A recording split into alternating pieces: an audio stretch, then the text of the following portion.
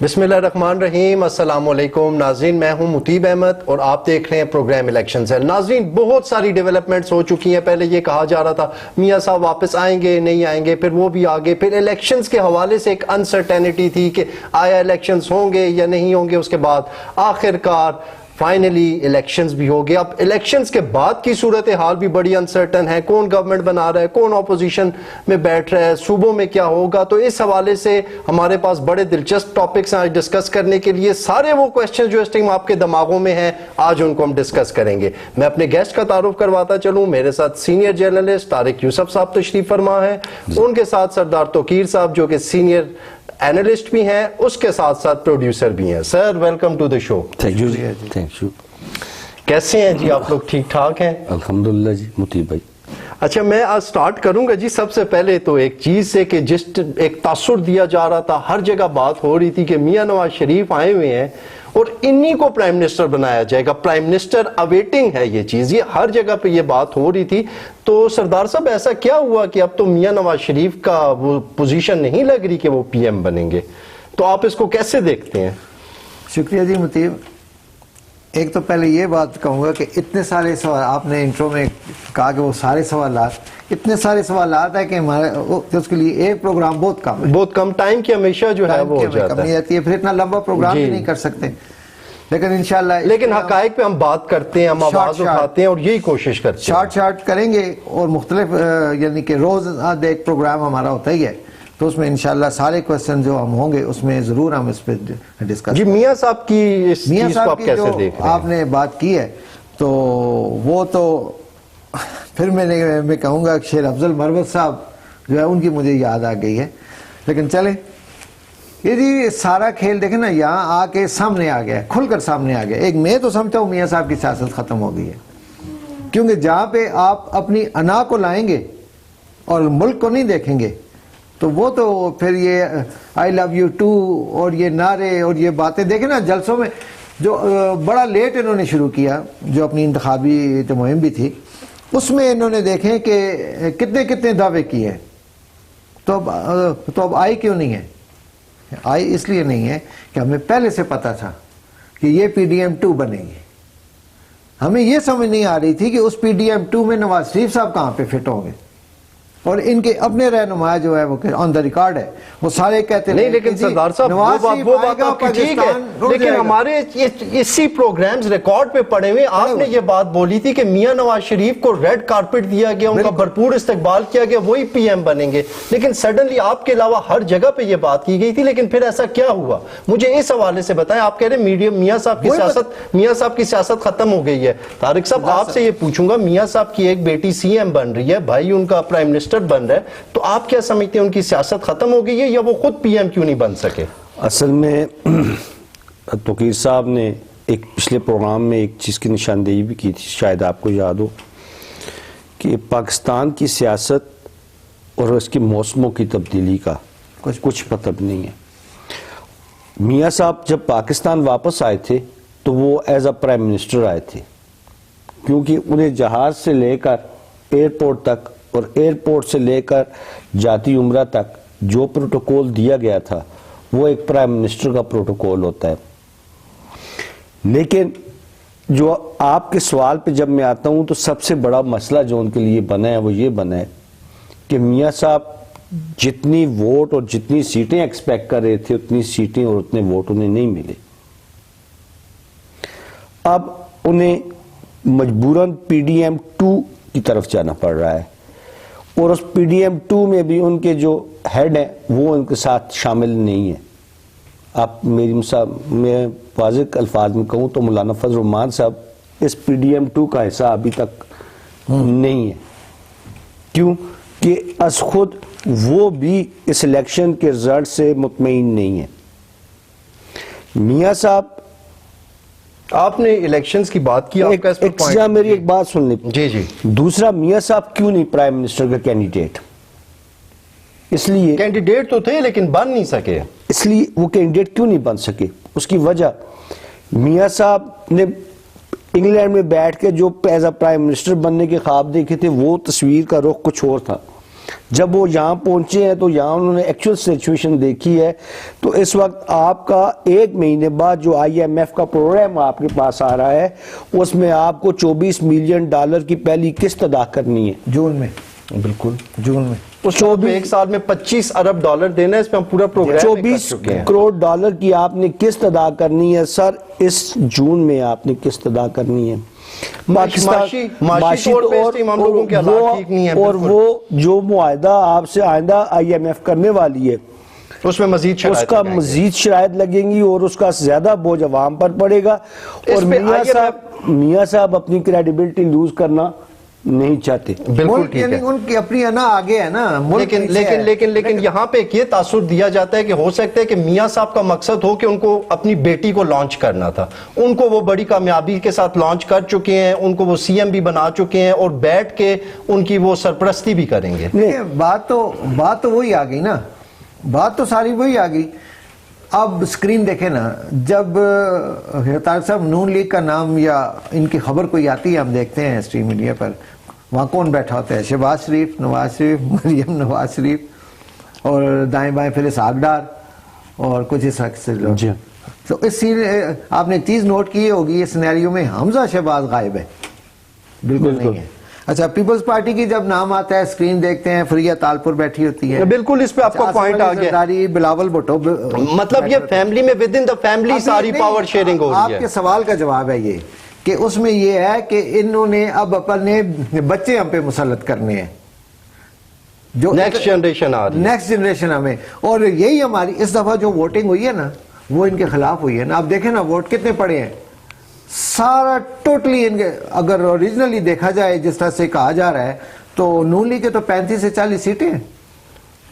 تو باقی سیٹیں پھر کہاں سے آئیں؟ وہی نا, باقی سیٹیں کہاں سے آئیں؟ جو لوگ 45 فارم 45 اور 47 اٹھا کے پھر رہے ہیں, وہاں سے آئیں گے نا, اور کہاں سے آئیں؟ مطلب یہ جو سارے لوگ دعویٰ کر رہے ہیں کہ یہ جو سیٹیں ان کو دلوائی ہیں, جس میں PTI یہ کہہ رہی ہے کہ PTI یہ دعویٰ کر رہی ہے, ان کی سینئر لیڈرشپ یہ کہہ رہی ہے کہ ہم اس الیکشن میں 170 سے 180 سیٹیں جیتے تھے. میں آپ کو آپ ان کے دعوے کو کیسے دیکھتے ہیں؟ 50 سے 60 سیٹیں بالکل شارٹ ہوئی ہیں. اگر وہ چیزیں سارے ٹھیک ہو جائیں. یہ بالکل ٹھیک کہہ رہے ہیں توقیر بھائی.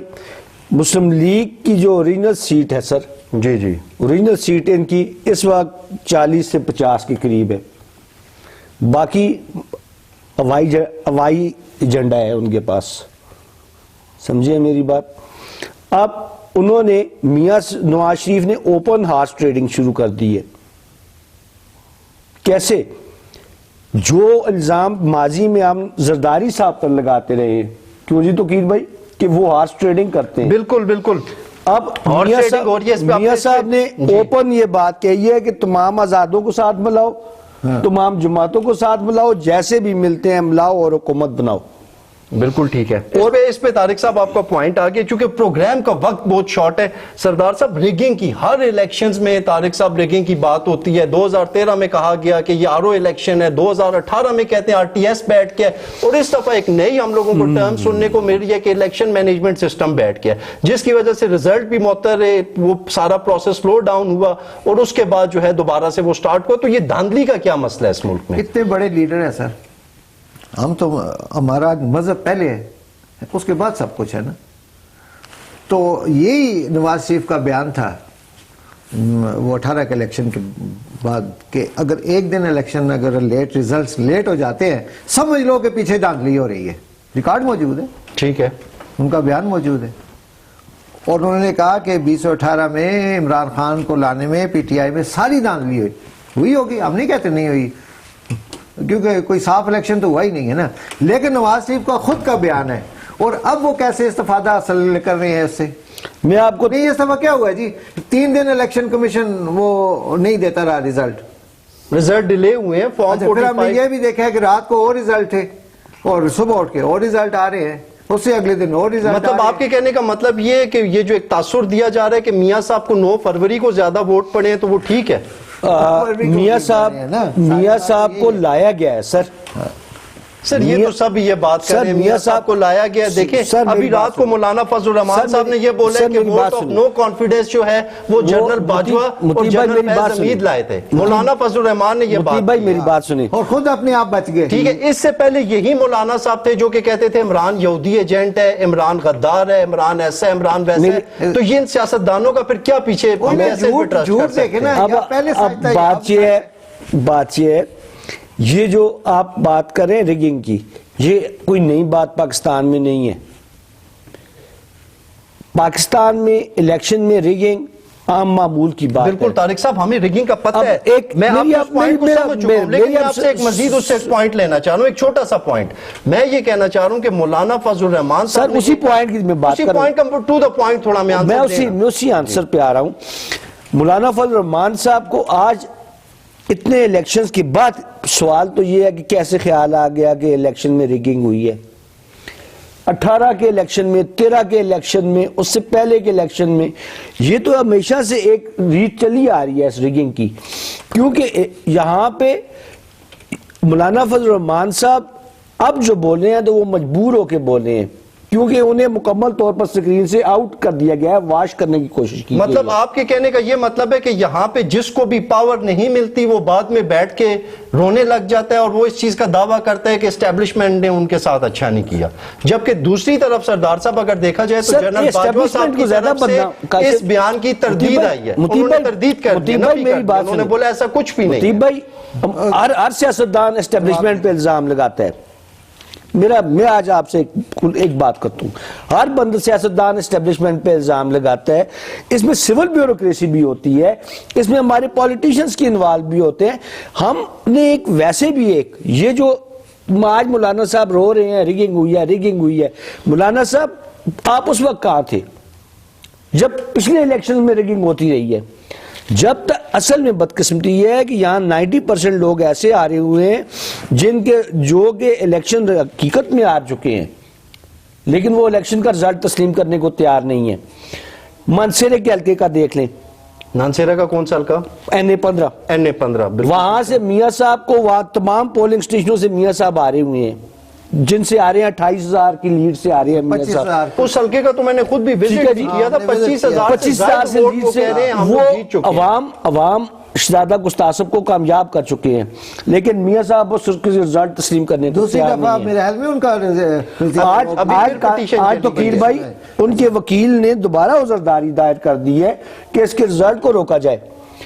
ہمارے یہاں لوگ شکست کو تسلیم کرنے کے عادی نہیں ہیں. اچھا ایک اور بات سر, آپ نے کہا جنرل باجوہ نے اس کی تردید کر دی ہے کہ یہ میں نے نہیں کہا, ایسی بات؟ جی بالکل. تو پھر مولانا صاحب کو اریسٹ کیوں نہیں کرتے؟ ان کو اریسٹ کریں نا بھائی, تم نے ایک سابق آرمی چیف پہ الزام لگا. جنرل باجوہ صاحب نے ایک سینئر جرنلسٹ کے تھرو یہ میسج دیا, انہوں نے بولا یہ جتنی بھی بات کر رہے ہیں, یہ 50 بندوں کی بات کر رہے ہیں, یہ PDM گرانے کی بات کر رہے ہیں, اس بیان کی میں تردید کرتا ہوں, اس میں کوئی صداقت نہیں ہے. اٹس مین کہ مولانا صاحب جھوٹ بول رہے ہیں, غلط بیانی کر رہے ہیں, یہ ان کا کہنا ہے. ان کا کہنا ہے نا, اس کا مطلب یہی ہے نا کہ جھوٹ بول رہے ہیں, یہی بات ہوگی نا. تو مولانا صاحب کو اریسٹ کیوں نہیں کرتے کہ بھائی آپ نے ایک ہمارے سپہ سالار جو سابقہ تھے, بے شک آپ نے ان پہ اتنا بڑا الزام لگا دیا ہے, فوج کو آپ نے سیاست میں انوالو کر دیا ہے, آئیں ثابت کریں. یہ تو چلیں اب آنے والے دنوں میں اس پہ کیا ڈیولپمنٹ ہوتی ہے اس کو دیکھنا پڑے گا, لیکن مسئلہ یہ میرا یہاں پہ میرا ایک کویسچن رہ جائے گا طارق صاحب. میرا کویسچن یہ ہے کہ ایک ٹائم پہ خان صاحب بھی یہ کہتے تھے کہ جنرل باجوہ سے اچھا کوئی چیف آف آرمی سٹاف نہیں ہے, ایک ٹائم پہ میاں نواز شریف لندن سے بیٹھ کے یہ کہتے تھے کہ جنرل باجوہ جو ہے وہ سازش کر رہا ہے, اور آج وہی میاں صاحب خاموش ہیں. تو کیا ان لوگوں کو یہ صرف پاور ہنگر ہے, ان کو صرف طاقت کی ضرورت ہے, ان کو پاور نہیں ملتی تو یہ شور شروع کر دیتے ہیں؟ میری بات سنیں آپ. سب سے بڑی بات یہ ہے, میں نے ابھی آپ سے ایک بات کی ہے کہ پاکستان میں یہ بھی ایک روایت رہی ہے, دیکھیں عوام ووٹ کو عزت دو, میاں صاحب کا نعرہ ہے. شہزادہ گستاخ صاحب جیتے ہیں, یاسمین راشد کا رزلٹ اس وقت تک رات 3 بجے تک جیت رہی تھی, جیت رہے تھے. ریانہ ڈار جیت رہی تھی, وہاں ووٹ کا احترام کہاں گیا, مجھے آپ یہ بتاؤ. دوسری بات, ہمارے سیاستدانوں کو, ہماری اسٹیبلشمنٹ کو, ہماری بیوروکریسی کو اور ہمارے ROs کو یہ سمجھنا پڑے گا کہ یہ ملک کے اس ملک کے وارث پاکستان کے عوام ہیں. جو خواجہ یاسف کا بیان ہے ادھر، وہ جب اپنی ووٹ مانگے نکلے نہیں سردار صاحب میرا اسٹور میں جا کے اس کے ریکارڈ موجود ہے، اسٹور میں اس کو جا کہتے ہیں ووٹ سانو دو، انشاءاللہ جڑا ناجائز کام ہوئے گا اسی کریں گے. اسٹور والا ان کو کہہ رہا ہے یار ہم ناجائز کام نہیں کراتے کوئی بھی جائز کام نہیں، لیکن میں صرف یہاں پہ پوائنٹ یہ اٹھانا چاہ رہا تھا کہ اسٹیبلشمنٹ جس ٹائم تک یہ لوگ پاور میں ہوتے ہیں، chief of army staff best of the best ہوتا ہے، جس ٹائم ان کو پاور میں شیئر نہیں ملتا تو یہ ہماری فوج ایک ادارہ ہے، اسٹیبلشمنٹ پہ تنقید کرنے لگ جاتے ہیں. کیا اس میں ان کا بھی دورہ معیار، ان سیاستدانوں کا دورہ معیار واضح نہیں ہو رہا؟ سیاستدانوں کی نااہلی کی وجہ سے یہ ساری باتیں ہوتی ہیں. میں آپ کو بتاؤں یہ پورا سسٹم بنتا ہے، جب کوئی بیماری پھیلتی ہے، کوئی چیز پھیلتی ہے تو اس میں پوری ایک اس کی بہت سارے فیکٹرز ہوتے ہیں. ہمارے ملک میں ریت یہ بن چکی ہے کہ ہم نے ایک ادارے کو ہی پکڑ کے چارج کرنا شروع کر دیا ہے. یہ غلط ہے. آرمی اسٹیبلشمنٹ یہ غلط اس طرح کہ مطلب آپ کہہ رہے ہیں اسٹیبلشمنٹ کی سیاست میں مداخلت نہیں ہے. میں یہ کہہ رہا ہوں اس میں بہت سارے فیکٹرز ہوتے ہیں. ٹھیک ہے. اس میں ہمارے پالیٹیشنز بھی انوالو ہوتے ہیں، اس میں ہماری بیوروکریسی بھی انوالو ہوتی ہے، اس میں ہمارے آر اوز بھی انوالو ہوتے ہیں، اس میں ہمارے بہت سارے لوگ عوامل اس میں ہوتے ہیں. ہم یہ نہیں کہتے کہ یار یہ اب میں آپ کو یہ بتاؤں کہ یہ E M S R T S جو کچھ بھی ہے سر، یہ سسٹم بیٹھتا نہیں ہے، اسے بٹھایا جاتا ہے. کون بٹھاتا ہے؟ نہیں سوٹی سے بٹھا کون بٹھاتا ہے؟ یہ آپ سردار صاحب بتائیں. نہیں آپ نے پوائنٹ اٹھایا نا، آپ بتائیں. دیکھیں سر آپ بات کریں مطلب کون کس طرح بیٹھ جاتا ہے. سر یہ کنفیوژن کب دور ہوگی؟ سر انہیں بٹھانے والے جو لوگ ہیں they are silent players of Pakistan's democracy. They are silent players of Pakistan democracy. سردار صاحب آپ اس پہ کوئی بات کرنا چاہیں گے؟ بس کہہ دیا سارا کچھ. نہیں آپ اس چیز کو یہ جو داندھی والا، بس یہی ہے سر کہ جب تک ہم لوگ محب وطن نہیں ہوں گے نا، یہ ساری کمی محب وطنی کی ہے. پیسہ ایک منٹ سر، میں یہ سمجھتا ہوں کہ نہ اپنی فوج کو بدنام کریں. کچھ عناصر بیچ میں ہوتے ہیں، اس کا یہ مطلب نہیں کہ ساری فوج ہماری نہیں، فوج ہماری ہے، کوئی بات ایسی نہیں ہے. اس کو یہ بہت سازش ہو رہی ہے پاکستان کے خلاف، آرمی کے خلاف. تو پھر تو عمران خان نے سب سے زیادہ کیا. 9 مئی کا واقعات میں عمران خان کا، پھر عمران خان کی اس اقدام. بالکل اگر یہ ثابت ہوتا ہے تو جی دیکھیں ابھی تک ثابت نہیں ہوا. دیکھیں میرے وطن ہم ہوں گے تو یہ ساری چیزیں نہیں. سردار صاحب ایک طرف تو آپ کہتے ہیں داندلی ہوتی ہے، سسٹم کو بٹھا دیا جاتا ہے، پھر آپ اس چیز کو واضح کریں نا کون داندلی کر رہا ہے. آپ ایک کلیئر بیان دیں نا، آپ ساری طرف سے اپنے آپ کو پورا نہ کریں، آپ ایک بیان دیں کہ یہ سسٹم کون خراب کر رہا ہے. سادی سی اس کی میں سمپل الفاظ میں آپ کو جواب یہ دیتا ہوں کہ الیکشنز آر اوز کے ہوتے ہیں. ٹھیک ہے جی. ناظرین آپ نے دیکھا الیکشن سیل کا یہ پروگرام، اس میں ہم لوگوں نے جتنے بھی کویسچنز ہم ڈسکس کر سکتے تھے کیے. اس میں آپ بھی ہمیں اپنا فیڈ بیک دیں. ناظرین ہم پاکستان کے ہر ادارے کی عزت کرتے ہیں، ہر کانسٹیٹیوشن کی رسپیکٹ کرتے ہیں، لیکن ایک صافی کا مقصد ہے کہ جو اس ملک میں خرابیاں ہیں ان کی نشاندہی کی جائے، اور وہ جو خرابیاں ہیں وہ بھی جینون ہوں، جسٹیفائیڈ ہوں. تو اسی کے ساتھ اجازت دیجیے. اللہ حافظ.